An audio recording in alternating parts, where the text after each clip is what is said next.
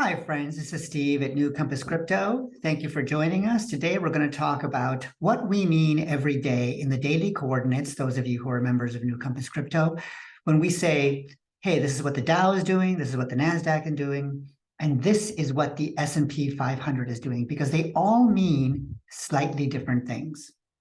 But when people in general say, what's the market doing, they really mean the Dow Jones Industrial Average, also known as the Dow Jones, but most often referred to as the Dow. It was made in 1896 by these two fine-looking gentlemen right here, Edward Jones, who was a mathematician and statistician by trade, and Charles Dow, to me, the more interesting of the two characters. He was not only an investor and a writer, but he was a kind of an amateur studier of human nature. And he applied that to his theories about how to invest in the stock market. His theories was that investing was driven by two opposing forces within human beings: greed, which drove prices up, and fear, which drove prices down.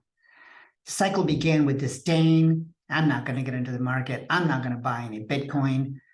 And eventually grew as prices began to escalate towards skepticism, but then confidence that prices were going to keep on going up, especially if you had invested in the market.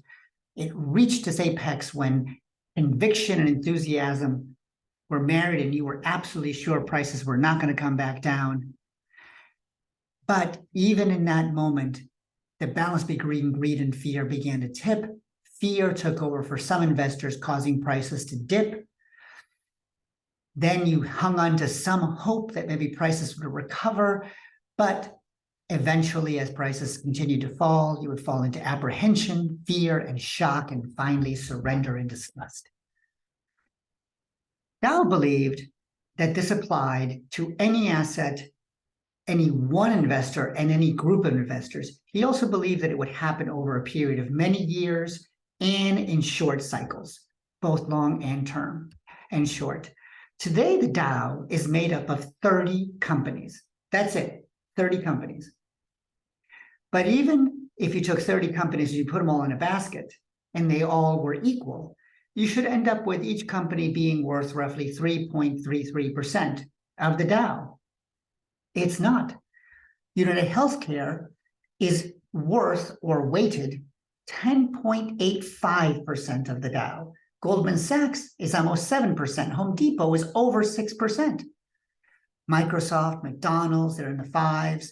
Amgen and Visa are in the 4s. Honeywell, Salesforce, and Caterpillar are over 3%. But this means that out of the remaining 20 companies, that are those that are going to be well worth under 1%. Of the 30 companies, 23 of them come from the New York Stock Exchange, and 7 of them come from the NASDAQ.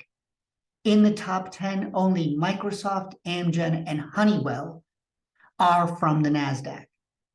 The Dow is down 14% for the year, and that is because even though United Healthcare, which is up 8.2% for the year, is up, you can see that the next 4 companies are down anywhere from 31% all the way down to 5% in McDonald's. Then you have another company that is up 15%, but then the remaining 4 companies are all negative. Weighted, they all average out to be negative 14.1% for the year. The Dow is spread along the 30 companies across a variety of sectors. The biggest sector is healthcare at 21%, and healthcare has had a great year. So the 3 sectors that have done really, really well this year are healthcare, financials, the banks, and energy. Those 3 sectors have done really well this year. But every other sector, information technology, industrials, consumer discretionary, have done terribly this year. Consumer staples have done terribly. They've gotten much more expensive and people can't afford them. And communication and materials have gotten expensive, so they're not doing well this year. So that is the Dow. 1896, a basket of 30 companies, different weights. Now let's move to a different market entirely, the NASDAQ. The NASDAQ was formed in 1971 to do automatic trading. The most popular basket of stocks within the NASDAQ is known as the NASDAQ 100. The symbol for that is QQQ. But within the QQQ, what are the most popular top 10 companies? Apple, Microsoft, Amazon, Tesla, Alphabet, all the way down to Costco. And they are also weighted 13.3 for Apple, over 10% for Microsoft, Amazon over 7%, Tesla 4.5% almost, Alphabet Class A shares, the voting shares, and Class C shares, non-voting shares, together make up about 7%. NVIDIA, Meta, and you can see all of these companies. The reason why the NASDAQ is down over 31% for the year is that all of these companies have absolutely gotten killed. There's only one company in the top 10 that is positive for the year, and that is PepsiCo.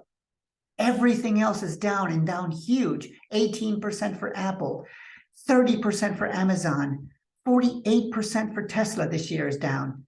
Meta is down 62% for the year. Roughly what Bitcoin is down. Bitcoin is down 59% for the year. Now, of the rest of the 90 companies in the NASDAQ, what sectors do they belong to?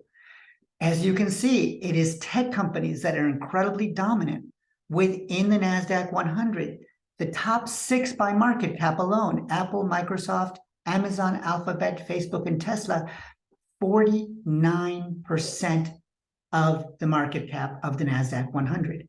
All the other ones are only 51%. And when tech has had a horrible year, now you can see why the NASDAQ is down 31% for the year. Now we're going to go to a different market or a different index, the S&P 500, the Standard & Poor's 500. This is a much broader index. This also pulls companies from the NASDAQ and the New York Stock Exchange. And it pulls the top 500 companies. So unlike the Dow, which is 30 weighted companies, this is much broader. Unlike the NASDAQ 100, which is 100 weighted companies, this is 500 weighted companies. But the biggest ones in there are Apple, 7.3%, Microsoft, almost 6%, Amazon at over 3%, Tesla at over 2%, Alphabet together make up about 3%, over 3%, Berkshire Hathaway, 1.5%. You have to go all the way down to United Healthcare to find a company that is making money this year for the S&P 500, and it only accounts for 1.45%. So now, even though there's another, so these are 10 companies here, so even though there's another 490 companies within the S&P 500, now you can see why it's down 21% for the year, because even though some of the other companies are making money, they're profitable for the year, their stock is profitable for the year, their weight is so small that it's not going to overcome Apple, Microsoft, Amazon, Tesla being down so much. Now, the sectors in the S&P 500 are slightly different than they are in the Dow, and certainly different than they are in the NASDAQ, which is very technology-driven. The biggest one, almost 28%, is information technology. That's had a horrible year. Only 3 sectors in here have done well. Healthcare has done well, financials, the banks have done well, and energy has done well. But healthcare is only 14.3, the banks are only 10.6, and energy is only 4.4. Every other sector is doing badly this year. And that is why the S&P 500 is down over 21%. I'll leave you with a final thought. So Charles Dow said, to know values is to know the meaning of the market. What did he mean by that? He didn't mean who's a good person, who's a bad person, who's generous. What he meant is the value of your specific company. For us, this is particularly difficult when it comes to crypto and when it comes to Bitcoin. Bitcoin is worth only what anybody is willing to pay for it at any given time on the open marketplace. It has no CEO driving the price up. It has no advertising. It has no company earnings. It has no vehicles. It has no buildings. It has nothing to measure the value. So Bitcoin is driven by the second slide that we discussed in the very beginning, fear and greed. A lot of you and maybe your friends who got into crypto over the last year as prices were climbing are now at the disdain portion of the cycle. Ugh. It was at 70,000. Now it's only 19,400. It's never going to go back up. Ugh, this is worthless. This is just not worth my time. But remember what Tao said. Fear and greed are not going to change. Right now, we are at the extreme fear end of the cycle. Soon, greed will take over and prices will rise. What we do at New Compass Crypto is we keep an eye on macro forces and micro forces to advise you on when to get in, when greed takes over and prices are rising, and when to get out as fear rises and prices begin to fall. Thank you for joining us. Take good care and have a great rest of your day. Bye-bye.